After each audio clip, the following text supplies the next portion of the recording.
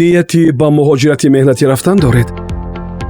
ин маслиҳатҳо ба шумо дар пайдо кардани кори муносиб дар хориҷи кишвар ва муҳоҷирати бехатар ёрӣ мерасонанд.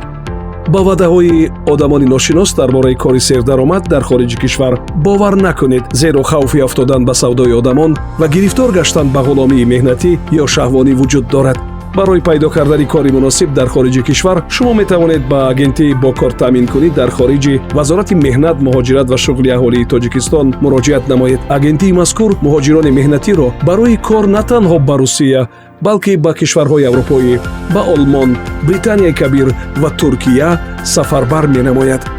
ба Русия ба муҳоҷирати меҳнатӣ рафтан хоҳед ва ин сафари аввалинатон набошад, ҳатман ба хадамоти муҳоҷирати Вазорати меҳнат, муҳоҷират ва шуғли аҳолии Тоҷикистон муроҷиат намуда фаҳмед, ки оё вуруди шумо ба Русия манъ нашудааст ё шумо депортатсия нашудаед. пеш аз сафар шикасту рехти манзилатонро таъмир карда, ақаллан барои 2 моҳ хӯрокаи аҳли оилаатонро захира намоед, то ки пайвандонатон азоб накашанд. Забони русӣ ва забонҳои хориҷиро омӯзед. Донистани забон ёфтани корро дар хориҷи кишвар бароятон осон мегардонад. агар ягон касбу ҳунар надошта бошед, метавонед ба курсҳои кӯтоҳмуддати касбомӯзӣ дохил шуда ба таври ройгон соҳиби касбу ҳунари замонавӣ гардед.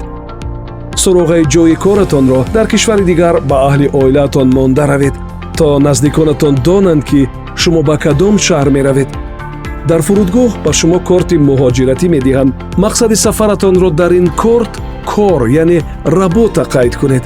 худро дар қайди муҳоҷиратӣ гузоштан ва гирифтани патентро фаромӯш накунед, чунки бидуни қайд ва патент шуморо ба кор намегиранд. бо корфармо ҳатман шартномаи меҳнатии хатӣ баста нусхаи шартномаро бо худ нигоҳ доред. дар шартномаи меҳнатӣ музди меҳнат, миқдори рӯзу соатҳои корӣ ва вазифаи шумо бояд мушаххас нишон дода шавад. ба ҳеҷ ваҷҳ шиноснома ва дигар ҳуҷҷатҳои худро ба миёнравҳо ва дигар одамони ношинос надиҳед, зеро метавонанд ҳуҷҷатҳоятонро аз дастатон гирифта баъдан шуморо ҳамчун ғулом истифода баранд. дар сурати гирифтор гаштан ба доми ғуломӣ ё поймол гаштани ҳуқуқҳоятон аз ҷониби корфармо ва шахсони дигар, шумо метавонед ба мақомоти зерин муроҷиат кунед. хоҳӣ бошӣ дар амон, ҳуқуқҳоятро бидон.